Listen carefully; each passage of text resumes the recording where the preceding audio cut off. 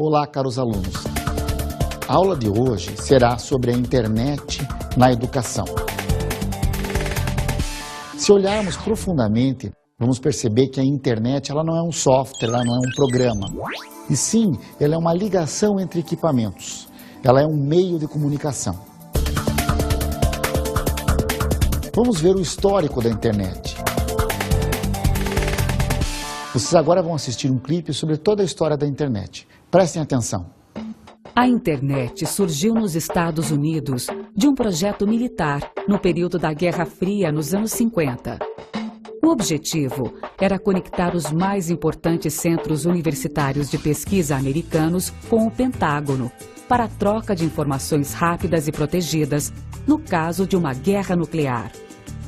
O que diferencia a internet de outros meios de telecomunicação é que ela faz uso de uma linguagem específica, que lê a informação transmitida e a envia para o destino estabelecido pelo usuário. Em 1989, foi lançado o World Wide Web, cuja sigla WWW ficou conhecida no mundo todo e que potencializou o número de servidores conectados ao sistema. Os iniciadores do projeto jamais imaginaram que a internet cresceria tanto quanto hoje. São milhões de usuários ao redor do mundo que transitam neste novo lugar chamado ciberespaço. Então, como vocês viram, a internet ela começou bem na época da Guerra Fria. Por quê? O que era, na verdade, a Guerra Fria? Era a famosa briga entre Estados Unidos e Rússia, que queriam dominar o mundo. E a grande preocupação americana era que as informações estratégicas estavam em computadores e qualquer bomba ou qualquer míssil podia destruir todas essas informações. Então aí surgiu a ARPA, e que deu origem ao termo ARPANET. NET vem de rede. Era a ligação dos computadores para que as informações não ficassem centralizadas. Bom, na sequência da Guerra Fria, o que revolucionou a internet, vocês vão perceber, foi que em 1989 surgiu o World Wide Web, o famoso WWW, que nada mais é do que a internet que era apenas textual, onde só tinham informações escritas, fossem, na verdade, transmitidas informações com imagem. E foi uma revolução, com certeza, na internet.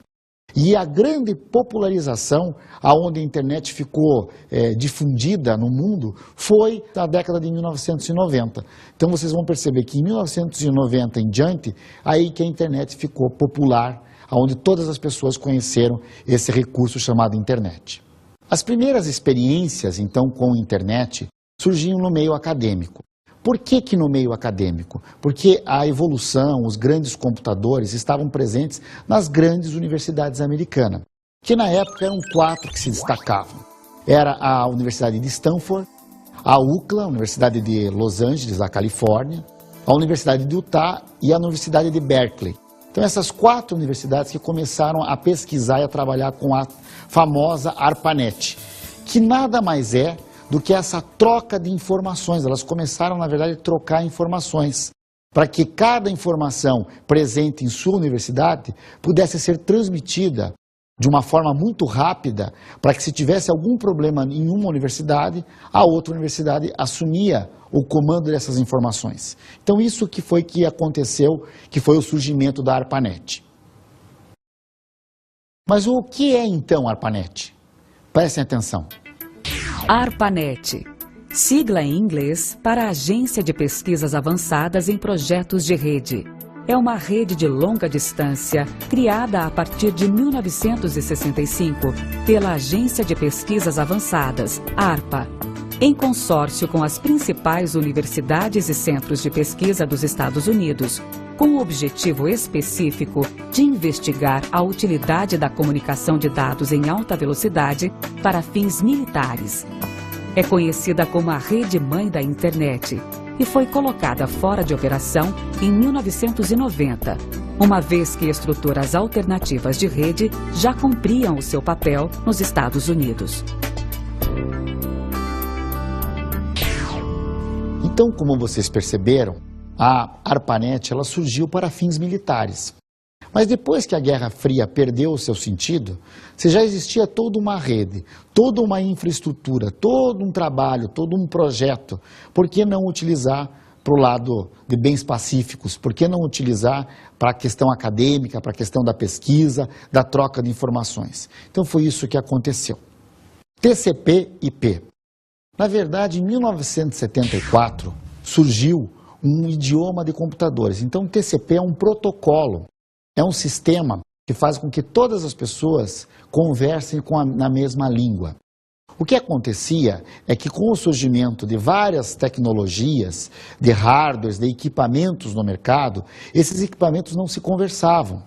E exemplo, você tinha uma determinada marca de computador e você trabalhava com aquela tecnologia. Se você mudasse de equipamento, você não poderia utilizar a mesma tecnologia. Então as empresas queriam ter o monopólio das informações. O que acontece? Com a internet isso tinha que acabar, porque todos os computadores iam ser interligados, então como é que não ia existir uma mesma linguagem, uma mesma língua? E aí esse protocolo foi gradativamente sendo implantado, o famoso protocolo de comunicação entre os computadores, que é o famoso TCP/IP. O começo da internet surgiu com o fim da ARPANET.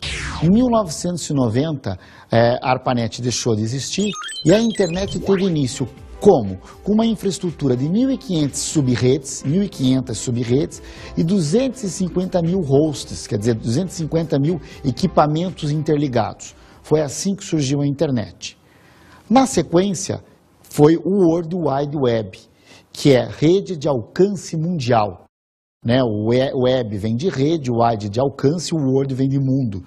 Então é a rede de alcance mundial, que foi nada mais do que a transmissão de textos, mas de textos de forma simultânea, onde vários usuários pudessem ao mesmo tempo receber essa informação, também conhecido como broadcast, onde todas as pessoas podiam acessar ao mesmo tempo a mesma informação.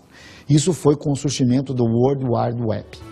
E a grande característica do www era a transmissão de imagens, de sons, de informações organizadas. Isso despertou um interesse muito grande na comunidade mundial. Um outro fato importante com o surgimento da internet foi a questão que em 1994 a empresa de advocacia de Arizona, Cantor Siegel, resolveu fazer anúncio na internet. Resolveu utilizar esse meio de comunicação para anunciar os seus serviços. E recebeu uma vasta quantidade de informações agressivas. E aí que começou a surgir o termo criptografia. O que é criptografia? Então, o que é mesmo criptografia? É a transformação de números e letras em códigos supostamente indecifráveis. Supostamente porque, lógico, depois do surgimento da criptografia, o grande desafio dos usuários e das pessoas que querem buscar informações sigilosas é quebrar a criptografia. Então, a criptografia, ela fez com que a internet começasse a se tornar um negócio. Por que um negócio? Porque no momento que você começa a ter segurança nas informações que você transmite, você pode começar a fazer troca de informações sigilosas e compra de produtos, equipamentos, livros e N serviços que hoje a internet possui e que muitas pessoas utilizam. É por meio da criptografia, de um processo de segurança de acesso e troca de informações. Vamos falar então da evolução da tecnologia. Só fazendo uma revisão rápida. A década de 70 foi a era dos mainframes, os computadores de grande porte, computadores de banco, de grandes empresas, de universidades, foi a década de 70. Depois, na década de 80, surgiu os PCs, era a era do PC, onde os computadores não eram mais centralizados, eles foram descentralizados, foram os computadores pessoais, por isso que tem o nome de PC. Na década de 90, é exatamente o que nós estamos conversando, é a década da internet. Com o surgimento da internet, que nada mais é do que network. Na sequência, no ano de 2000, na década seguinte, surgiu a era da informação. Quer dizer, começou-se a trabalhar com a internet com uma velocidade, com uma troca de informações entre os usuários. E hoje, a era do conhecimento, que é exatamente usar a internet como meio de aprendizagem. Vamos ver na aula de hoje a tecnologia no dia a dia?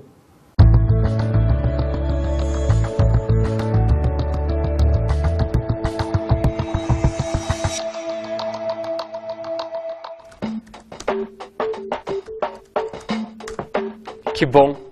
Terminei meu artigo a tempo de enviar para o professor Mas a conexão caiu. Eu vou tentar de novo.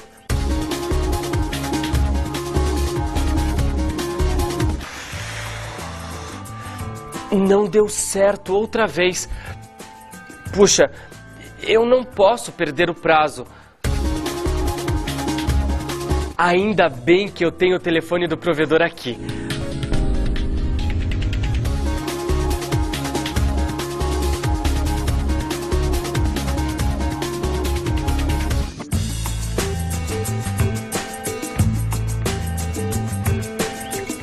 Resolvi o meu problema com a conexão e consegui enviar o artigo a tempo.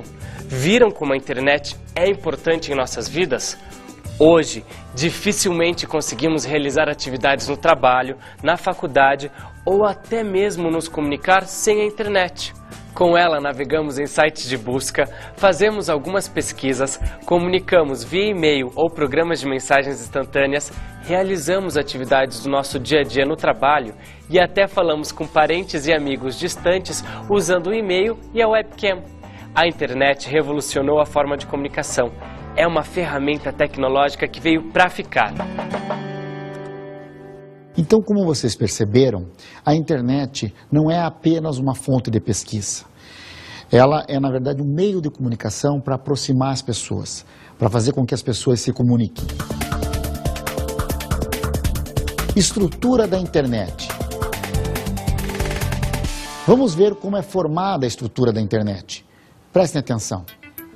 A internet é composta por milhares de redes interligadas. É formada por conexões locais e de longa distância, roteadores, servidores e diversos protocolos.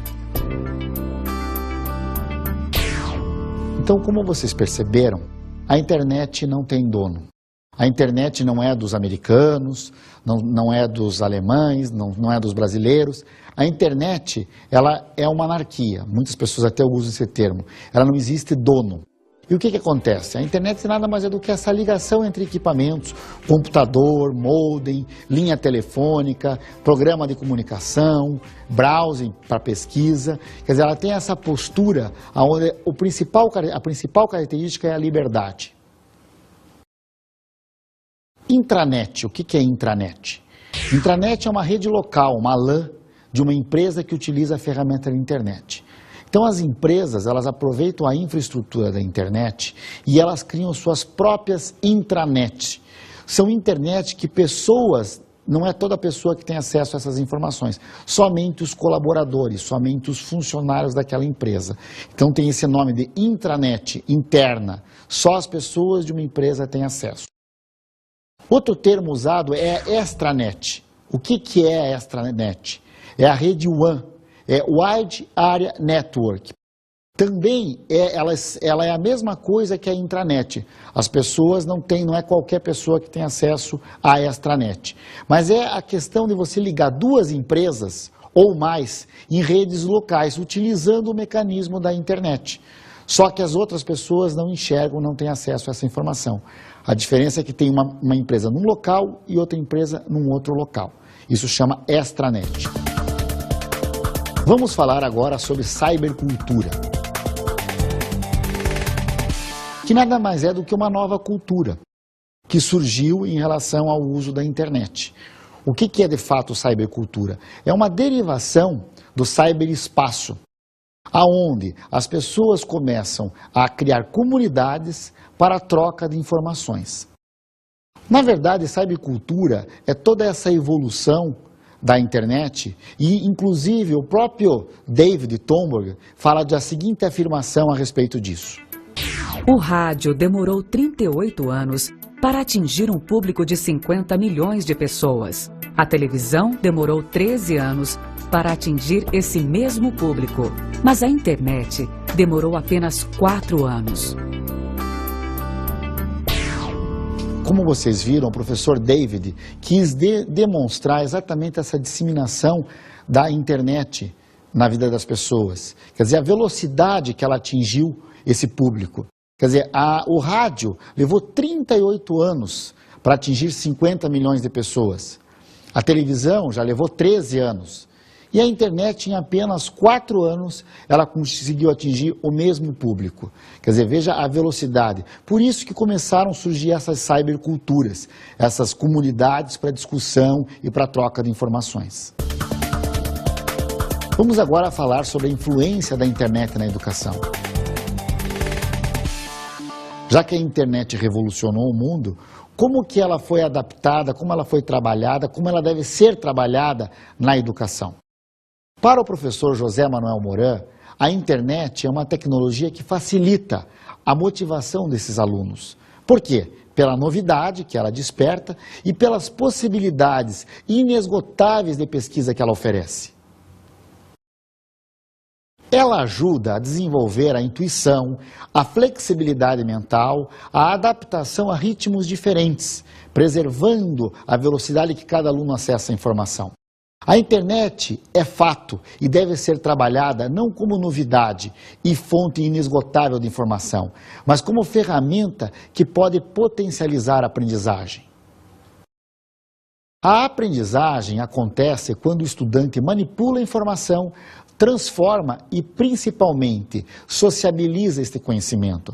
Quer dizer, a característica principal da internet, que é um meio de comunicação, ela tem essa característica que pode ser usada muito para a educação, onde os alunos podem sociabilizar, democratizar o que estão desenvolvendo.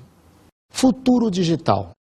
Vamos agora ver as previsões do futurólogo Jean-Paul Jacob sobre a tecnologia. Previsão 1. Em 3 ou 4 anos, a internet será um utilitário igual à televisão. Previsão 2.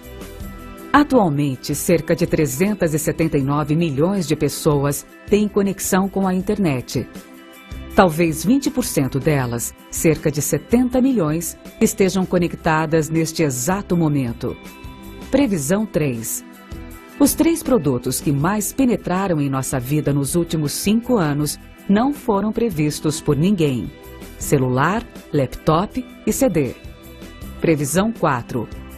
No futuro, um chip irá projetar seu escritório numa parede.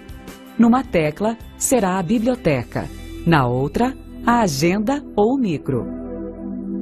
Então, como vocês viram as previsões de Jean-Paul Jacob, ele quis dizer que esses últimos 3 produtos que foram inventados e que fazem parte da vida das pessoas, o celular, o laptop e o CD, não foram previstos por ninguém.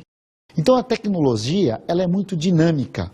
O que nós temos que ter consciência, de fato, é que a tecnologia ela deve ser trabalhada de forma criteriosa, com cuidado na educação, mas não podemos ignorá-la. E a internet, principalmente, hoje é uma grande revolução.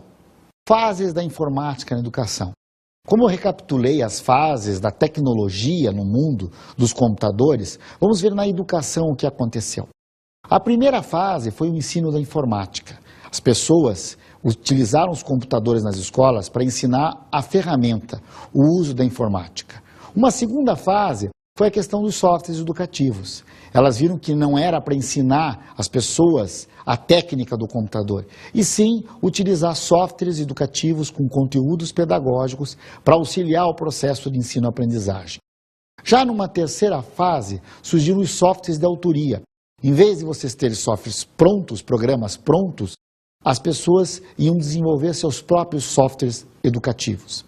Já numa quarta fase, surgiu a internet como fonte de pesquisa. Quer dizer, hoje eu tenho um cuidado muito grande, uma preocupação muito grande. As pessoas acham que a internet ela é uma ferramenta apenas de pesquisa. Quer dizer, quantas vezes você percebe professores levando alunos para o laboratório de informática apenas para pesquisar na internet? Gente, a internet pode ser pesquisada em outros locais, não precisa ser na escola. A escola é um local de aprendizagem, é um local de construção. Então, essa foi uma quarta fase. Hoje, essa quinta fase é a internet como meio de comunicação. É a internet que você faz com que as pessoas se comuniquem, produzam conhecimento. Ferramentas de busca. Então, qual que é a principal ferramenta hoje utilizada na internet? Com certeza são as ferramentas de busca, que têm a seguinte característica: elas indexam, elas organizam as informações para facilitar a pesquisa de algum conteúdo. Os exemplos mais comuns que as pessoas utilizam é o Google, é o Yahoo, é o AltaVista, é o KD, várias outras pesquisas, ferramentas de pesquisa que você encontra na internet. Essas são as mais comuns que eu já citei. Mas você pode encontrar outros endereços, outros sites de pesquisa de conteúdo. Com a evolução dessas ferramentas de busca, começaram a surgir os spiders, as aranhas, que nada mais é do que um software inteligente que consegue varrer a internet e buscar informações durante a noite e atualizá-las. Quer dizer, são ferramentas de busca que pesquisam informações no mundo inteiro e começam a catalogar, começam a organizar e indexar dentro dos seus sites. Isso são os spiders. Na sequência, surgiram os metapesquisadores. O que são os metapesquisadores? São ferramentas que também buscam em outros sites de busca, em outras ferramentas de busca. E criam, na verdade, um catálogo aonde você encontrar, em qual site de busca que você vai encontrar. Exemplo, nos mais conhecidos, o MetaMining, o Lycos e o Copernic. E existem vários outros. Eu gostaria de explicar um pouquinho sobre o Copernic, que é uma ferramenta muito voltada à educação, para o meio acadêmico. Você tem uma versão free, uma versão de graça, e você também tem uma versão paga. Mas a versão free, a versão que você baixa gratuitamente na sua máquina, você instala esse programa e ele pesquisa e ainda ele coloca um percentual de pertinência do conteúdo que você está pesquisando. Então você pesquisa um determinado conteúdo e ele vai dizer: este conteúdo tem o site tal que tem 100% do que você está pesquisando.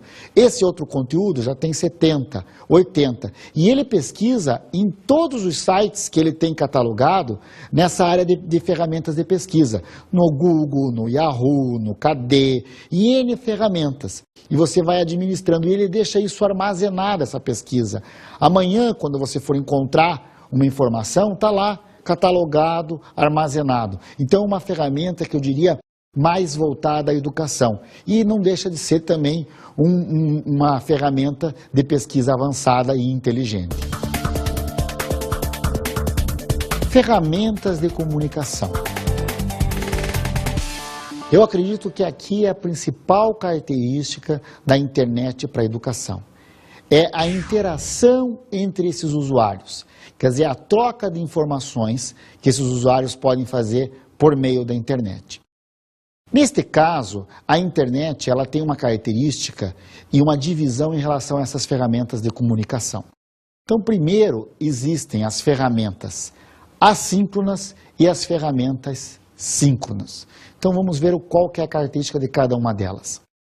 Ferramenta assíncrona é aonde o usuário ele vai trocar informação com outro usuário sem que os dois estejam no mesmo momento trocando informações. Quer dizer, como o correio, você manda uma correspondência para uma pessoa, ela não precisa estar esperando essa correspondência. Então, quais são os exemplos mais comuns de ferramentas assíncronas? Com certeza, o primeiro é o e-mail. Você manda informação via internet, a pessoa, quando ela ligar a máquina e quando ela acessar o provedor de e-mail, ela vai perceber que ela tem uma mensagem. Então é uma ferramenta não sincronizada. Outra ferramenta é o fórum, que é uma ferramenta de discussão, onde as pessoas publicam as suas opiniões, mas também essa informação as pessoas não precisam estar ao mesmo tempo conectadas para publicar essa informação. Elas publicam quando elas querem. Outra ferramenta é o e-group, que é muito característico, muito próximo do fórum. Outra ferramenta, mural, onde geralmente são publicadas notícias, a pessoa acessa aquela informação a hora que ela ligar ou entrar nessa ferramenta. Newspaper, que geralmente são anúncios de jornal, já tem esse nome, newspaper, são algumas informações que você joga na internet, a pessoa vai acessar e são informações não instantâneas. Os blogs, que são diários, onde a pessoa publica informações na internet. E o famoso também Orkut, que as pessoas publicam as suas informações, as suas relações entre pessoas, a sua comunidade, que também é uma ferramenta assíncrona. A pessoa não precisa estar no mesmo momento conversando ou acessando informações com outras pessoas. Vamos agora falar sobre ferramentas síncronas. O que seriam ferramentas síncronas? Como o nome já diz, a pessoa necessariamente precisa estar conversando ao mesmo tempo com outra.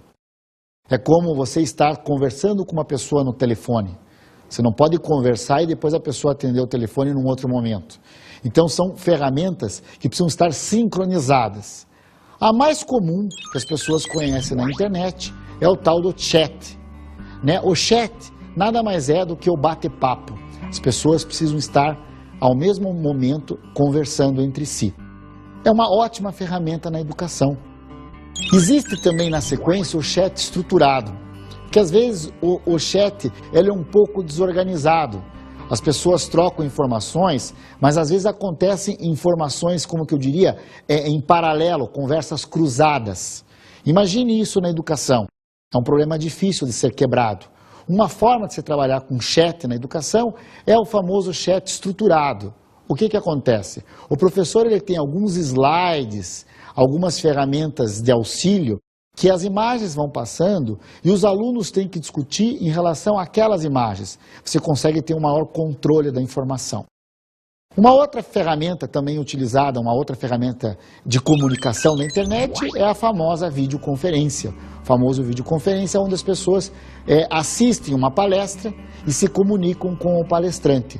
Ou somente a audioconferência, onde a pessoa somente escuta a informação. É uma outra ferramenta síncrona. Outro tipo é o famoso ICQ, que aliás foi um dos primeiros que surgiu no mercado, que é o ICQ, que você procura uma pessoa e conversa. A evolução do ICQ foi o surgimento do Messenger, conhecido também como MSN, onde as pessoas trocam informação, não só pela escrita, mas também pela voz e também hoje pelo vídeo. Então você tem uma ferramenta só, que no começo era só textual, depois começou a trabalhar com a questão do som. Tudo é uma questão de velocidade de acesso. E também a questão da imagem, onde você pode conversar com outra pessoa. E no mesmo segmento de ferramenta síncrona, surgiu o Skype, que hoje até tem um serviço cobrado que você pode ligar para um telefone fixo ou um telefone celular em qualquer lugar do mundo. Quer dizer, eu diria que é uma solução mista entre a internet e o telefone ou celular ou telefone fixo. Aprendizagem colaborativa. Nós não podemos deixar falar em educação em relação à internet o conceito de aprendizagem colaborativa. O que é de fato aprendizagem colaborativa? Como o nome já diz, colaboração. É um meio pelo qual você estimula os usuários a colaborarem para construir o seu conhecimento. Então são ambientes onde as pessoas trocam informações e colaboram para construir o conhecimento. É uma aprendizagem ativa, onde o mais importante é o processo efetivo de desenvolvimento do conhecimento. Vamos ver outras nomenclaturas em relação à aprendizagem colaborativa. Uma delas muito conhecida é o e-learning. Já diz o nome, que nem tem e-mail, que é correio eletrônico, e-learning é aprendizagem eletrônica. Então as pessoas também encontram informações sobre aprendizagem colaborativa com o nome e-learning. Um outro nome também muito usado é comunidades virtuais de aprendizagem, conhecidos como CVA. É tudo a mesma coisa, mas é uma outra nomenclatura. Um outro nome é ambientes colaborativos, do que é aprendizagem colaborativa. Ambientes virtuais de aprendizagem, que também é conhecido como AVA. Todos esses nomes têm a mesma característica, quer dizer, são ambientes fechados, onde alunos e professores se encontram e trocam informações, publicam conteúdos e constroem o seu conhecimento. Vamos ver agora uma afirmação de Simon Papert sobre essa comunidade. O que vejo como contribuição real da mídia digital à educação é a flexibilidade, que pode permitir que cada indivíduo descubra seus próprios caminhos ao aprendizado. O computador é um meio que permite modificar e compartilhar o que você faz. Então, como vocês viram, a ênfase da fala do Simon Papert é a questão da colaboração, do compartilhamento dessas informações. Então, esses ambientes fazem com que as pessoas, na verdade, se comuniquem. E como existe na vida real, no virtual também tem pessoas que conversam mais, outras conversam menos. Então, o papel do professor, do mediador, do tutor, é exatamente provocar esses alunos, os que conversam menos, para que eles publiquem, para que eles troquem informações, e aquele que converse mais, para que ele possa, vamos dizer assim, dosar essa informação. Então são ferramentas muito importantes na educação, aonde o professor, como mediador, como tutor, conduz essa aula virtual e os alunos também contribuem. Essas ferramentas de comunicação, esses ambientes de colaboração, eles são utilizados não só na escola. Muitas empresas que tinham dificuldades em que os profissionais trocassem informações, quer dizer, um profissional da Amazônia conversasse com um profissional do Rio Grande do Sul, com o ambiente de aprendizagem ele pode trocar essas informações. Quer dizer, não é somente na escola, a educação também corporativa, a educação dentro das empresas. Vamos agora ver alguns exemplos de ambientes de aprendizagem. Então, alguns conhecidos que existem no mercado são o AulaNet, é um deles. O Learning Space também é muito conhecido. O Virtual Classroom, o Interface VCI é uma outra ferramenta. A própria Universidade Federal de Santa Catarina criou o LED. Virtus também é da Universidade Federal de Santa Catarina. O Eureka, que também é uma outra ferramenta. O Blackboard. Então surgiram várias ferramentas, isso cada vez mais estão surgindo. Ferramentas gratuitas e algumas ferramentas que você precisa pagar pelo serviço, mas todas elas com a mesma característica. Vamos às considerações finais.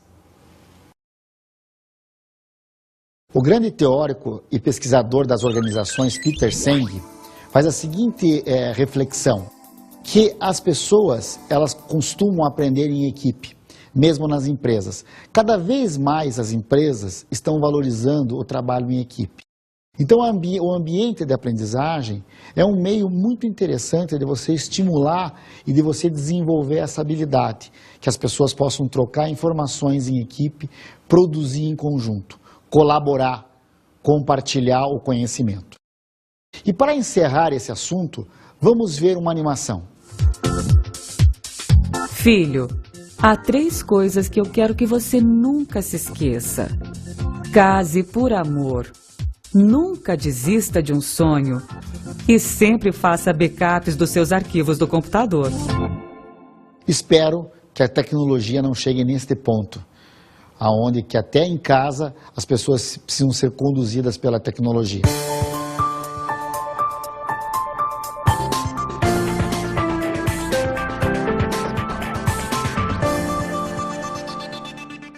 Na aula de hoje eu vou indicar o livro A Estrada do Futuro, de Bill Gates, da editora Companhia das Letras. Na verdade não é um livro novo, é um livro já antigo, e o Bill Gates ele faz todo um comentário a respeito da evolução da tecnologia exatamente em relação à internet. Mas é interessante você refletir, você analisar a questão de uma visão de futuro que o Bill Gates tem, que é o dono da Microsoft.